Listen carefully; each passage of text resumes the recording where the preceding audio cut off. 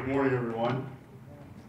It's not every day I get to start my day with so many engaged people in one place, so I can only assume that you're all here to talk about sidewalks and speed cameras.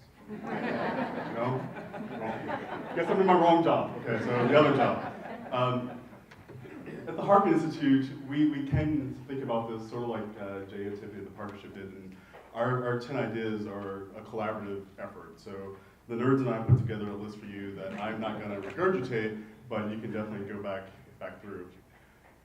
At the Institute, we're constantly talking about collaboration, and we're working with organizations and groups to help accomplish one of our missions, which is to inform citizens and inspire creative cooperation and really catalyze change in the form of social justice, fairness, and opportunity. And so on a daily basis, we collaborate with the brilliant folks that we get to work with at Drake every day, with organizations that are like-minded to us and have the same goals, with a bunch of Harkinistas who are former staffers for Senator Harkin, and a lot of unlikely allies as well. Because we have to pay attention to partnerships that are kind of all around us and that are unique and different. And sometimes putting together coalitions of people who might tend to be at odds with each other. So a diversity of ideas and perspectives is really important to us because we know it leads to better outcomes. And so when relying on those collaborations and our work every day, thinking about that, I just want to focus on one of my 10 ideas. And that's focused on increasing disability employment around the world. And it's one of the issues that we first pursued at the Harkin Institute. As you can imagine, Senator Harkin working so hard on disability rights in the Americans with Disabilities Act. And so we've set a goal, and we've announced it to the world, of doubling the rate of employment for people with disabilities globally in the next 10 years. And we lead by example, and we lead by working with traditional and non-traditional allies around the globe to make that happen. And as you think of diversity and inclusion in your own workforce, I think you might want to think about what we've done as well, and maybe you want to join in some of the fun that we're working on. So we've been working with organizations, countries, governments around the world to talk about this because not everyone has an Americans with Disabilities Act, but there's hope and they're trying.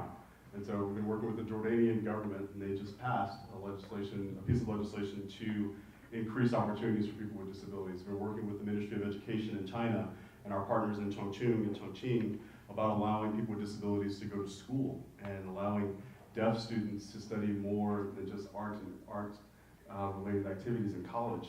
And we've been doing this by bringing together organizations, companies, small businesses, NGOs, chambers of commerce, academics from around the world to talk about how we can better think about people with disabilities in our communities.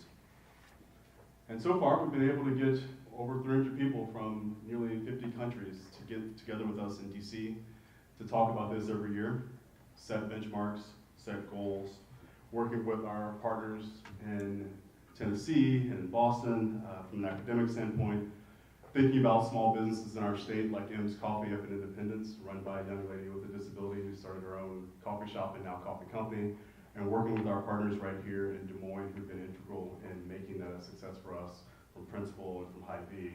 This summit has become something that has caught on around the world and is still of great global importance.